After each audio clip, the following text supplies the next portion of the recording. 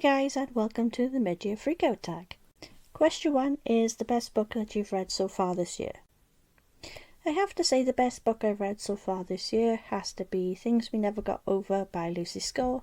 This was a small town romance that had a little bit of a thriller edge to it, and I really enjoyed it. It's about a twin sister that came to this small village in order to help her twin sister out, but I guess we call her the evil twin, made off with her car, her wallet, her phone, her money, everything, and dumped a niece that she never knew anything about on her.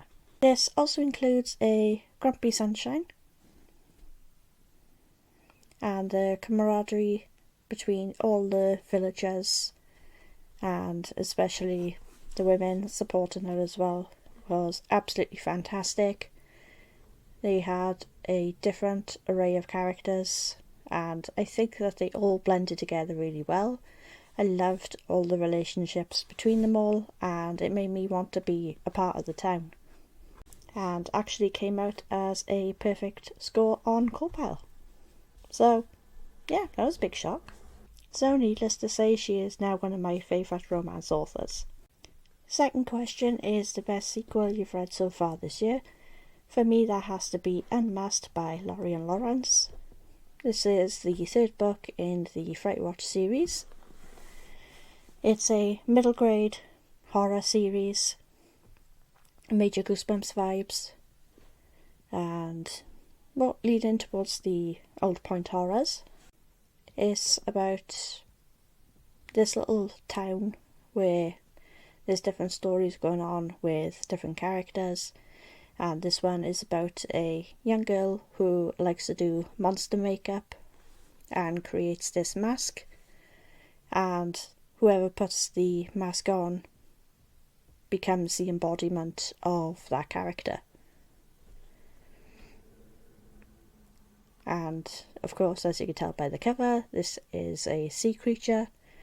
I found this one to be really atmospheric. I listened along with the audiobook as well, and it was just a fantastic, enthralling experience, and definitely my favourite, I think, out of the trio. The author is an indie author. She's an absolute sweetheart, so I suggest you go and check her books out because they are absolutely amazing. As far as I know, it's actually ending as a trilogy. She doesn't have any planned unless the publisher actually asks her to make more books, but I hope that she continues on with the series because she has a right hit on her hands. So, I highly suggest that you go check her out. The third question is new release you haven't read yet but want to. For me, this is The First Shadow Dragon by Lee Newberry. I just haven't had a chance to get around to this yet. There's so many books, so little time. This is the sequel to The Last Firefox. Obviously, I can't tell you much about The First Shadow Dragon, but in The Last Firefox, in the first book, this boy ventures into the mountains and comes across a young boy who hands him this little bundle of fur, which is The Last Firefox. This is a portal fantasy. There is a creature after making the last Firefox extinct, and can take the form of different creatures and humans as well, so it's a massive shapeshifter. Whenever the last Firefox gets excited or sad or frightened, he bursts into flames, and you can imagine the antics that go along with that, with the boy trying to keep him secret, especially from his two dads.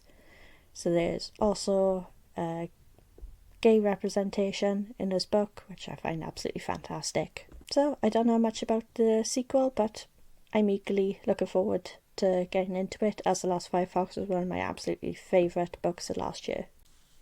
Question 4 is most anticipated release, and for this I would have to say probably the same as a lot of people in booktube at the moment, and that is Heartstopper Volume 5. This is one of my favourite graphic novel series of all time.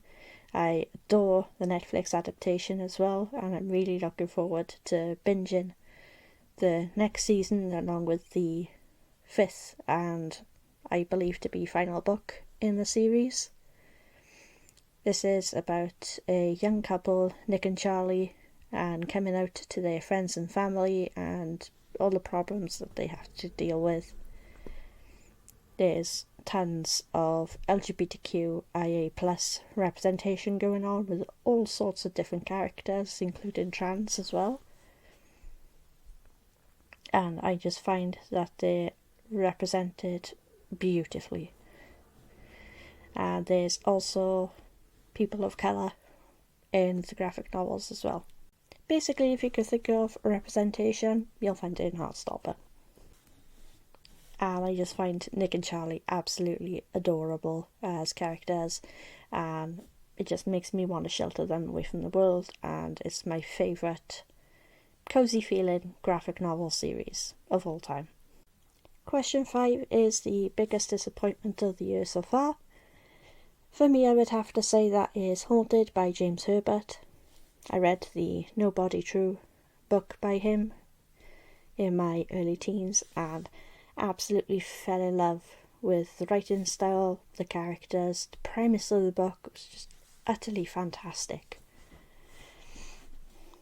So I thought with Haunted, I watch a lot of paranormal videos on YouTube and ghost investigations, everything like that. So I really anticipated loving this book with the whole of my heart.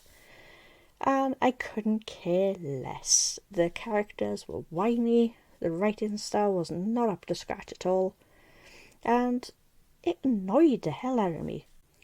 It's supposed to be a story about this guy that goes around and tries to debunk hauntings and paranormal objects and the like. And even after him saying that this one place was absolutely 100% haunted, he then turned around and said that it can be explained, yet he didn't have an explanation for it. It was just really jarring and contradictory, and it just made me want to launch it across the room, to be honest. So it was a complete and utter disaster, unfortunately. So that's already been on hold. Question 6 is the biggest surprise of the year. For me, I'd have to say Percy Jackson and The Lightning Thief. The entire series, to be honest, not just that first book. But I really didn't like the movies when I saw them, and I'd never read the book, so I didn't have any inkling of going to be enjoying the books. I thought they would have been a straight down haul, but I actually wound up really loving them, and they were everything from a 3 to a 5 star.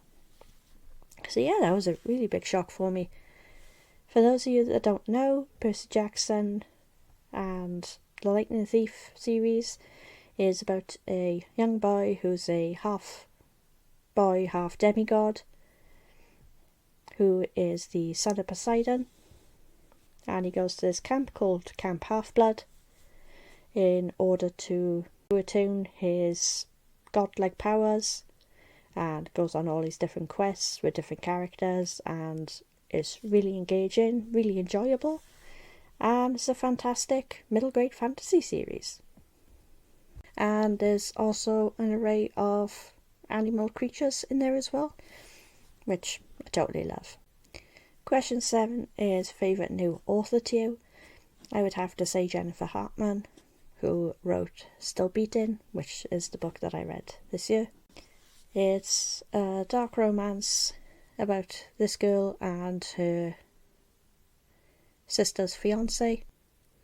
They can't stand each other, and they both get kidnapped one night when she asks the sister's fiance to give her a ride home, and they end up down in this dungeon for weeks on hand and are made to do certain acts towards each other, and it's a enemies to lovers romance and a heavy thriller addition to that as well, as you can imagine. But yeah, I really enjoyed it, and I'm looking forward to the next book. which will currently be Lotus from Jennifer Hartman. Question 8 is newest fictional crush. I don't really tend to crush on people in books, but if I had to choose, I would say that it's Cody from the Madison Kate series. He's a bit of a cheeky boy. He loves playing pranks, but he's also wears his heart on his sleeve, and is really sweet and really cuddly. He's always pulling Madison Kate into a lap for cuddles, and I'm a cuddly person, so I think we'd get on really well. Number 9 is newest favourite character, and I'd have to say Annabeth from the Percy Jackson series. She's kick-ass and she doesn't let anything get her down, or who her family is, or what people see her as. She is her own person and she just goes for it. Number 10 is a book that made you cry, and I would have to say You've Reached Sam by Dustin Tao. This is about a young boy that passes away and the grief that his girlfriend, who's left behind, goes through. It's really emotional while she's grieving, and she wants to hear his voice one last time, so phones his mobile, but instead of expecting the voicemail like she is, he actually picks up. It's really sad, really emotional, and made me cry buckets. And obviously this is a YA romance. Question 11, book that made you happy. I'd have to say The Very Secret Society of Regular Witches by Sangu Mandana. It's like a big ol' hug, really good cozy fantasy romance. It's also YA. It's about this young woman who goes to teach these 3 young girls magic, and all of the relationships that happen on the estate between all the different characters, and the young girls' relationship between them and their teacher. There's a Grumpy Sunshine romance as well, and her being accepted into the society. And it's really cute, really funny, really whimsical, and it was like a big ol' hug. I really loved the book and gave it a very high 4 stars. And I'm really hoping that there'll be more from this author. Question 12 is most beautiful book that you've bought or been gifted this year. And I'd have to say for me is Greenwald Will Behind the Door by Parry Thompson. Those beautiful sprayed edges with the stenciling. Look at that cover. Absolutely stunning. The spine and the back.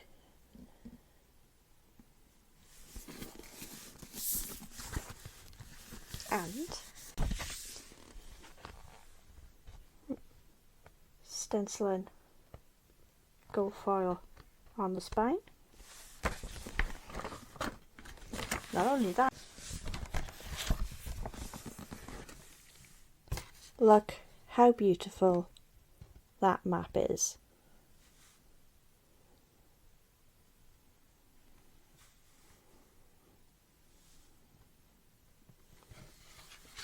Incredible. Not usually a big lover of the colour green, but I think that is stunning. And you also have it on the back as well. I have never seen such a colourful map in a book in my life.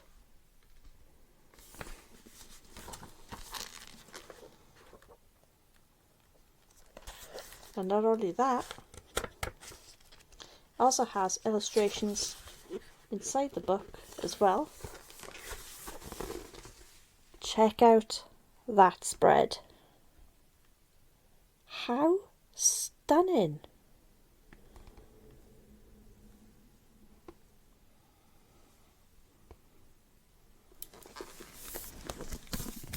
I cannot wait to get to this book. And this is a bit about the blurb.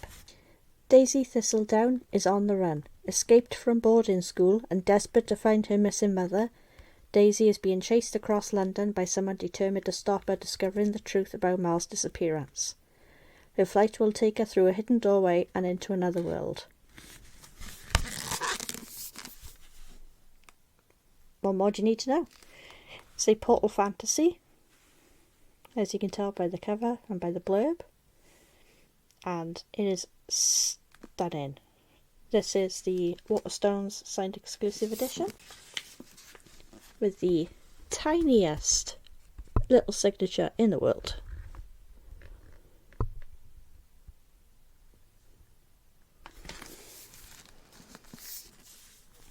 And I cannot wait to get to this book. And the 13th and final question is, what books do you need to read by the end of the year? I mean, apart from everything, right? For me personally, there are a couple that I need to get to, including The Poppy War by R.F. Kuang. This is a military political fantasy and is quite thick, and seems like everyone and their mother on BookTube has read this apart from me. So I really need to get onto it while I have the chance, and while I am still in the mood for fantasy, because lately my fantasy has hit quite a bit of a slump. Unless it's middle grade, it's not resonating with me lately, so I need to get on this. And I also need to finish what's left of the Dragon Realm books. I have Dragon Rising, Dragon Destiny, and a small little novella, A Dragon Realm Adventure, to finish. Look at those sprayed edges. Yeah, stunning. Another Waterstones exclusive. But these are about a group of kids that go to another realm in order to save the dragons. And I've really been loving this series. For some reason I stopped at book 3, so I have book 4, book 5 and book 6 in order to finish. For some reason just haven't picked them up, so I need to get onto these. Then we have Corrupt by Penelope Douglas. This is a very beloved self-published indie author, and it's quite chunky, and I just love the covers of her books. And there is a special edition with a black cover and a massive skull taking up that space, and it will be matching the other editions of book 2 and book 3. Unfortunately I missed book 1 the first time around, so I'm hoping to catch the reprint of this soon. So in order to get Corrupt, the first book, there's no sense me paying a lot of money for the special edition if I don't know I'm gonna like it or not. So hopefully I can get to Corrupt as soon as possible. And all I know about this is the fact that it's a dark romance. That's all I need to know about it. Dark romance is one of my most favourite genres. So I need to get to this one. And the last one book that I need to get to is Daisy Darker by Alice Feeney. Daisy Darker is arriving at her grandmother's house for her 18th birthday. Is set in a little Cornish town. The tide comes in and they are cut off from civilization for about 8 hours. And when the tide goes back out, nothing will ever be the same again because there is a killer. And we have to try and figure out which one of them it is. This has been really hyped up lately, especially by Steph from Steph Loves. This was, as far as I'm aware, one of her favourite books of the year so far. So I'm really looking forward to getting into this, as her recommendations are usually spot on with my tastes as well. So really looking forward to that. And the last book that I want to get to for the rest of the year is Tastes Like Candy by Ivy Tholen. This is about a scavenger hunt and a carnival, and is a horror thriller. That's all I need to know about it. And I loved Ivy Tholan's other book, so I have high hopes for this one, but I am slightly intimidated because of how much I loved the other book, Permanent Damage. So I'm a little bit scared in order to start this, but I need to get to it. And that's all the questions, that's all the time that we have for now. If you enjoyed this video, please like and subscribe. Chat to me down below. Are you looking forward to any of these books? What are your favourites this year? What are you most looking forward to? Chat to me down below. If you have nothing to say, leave me a book stack emoji just to let me know that you've gone to the end of this video. And I'll see you in the next one. Bye!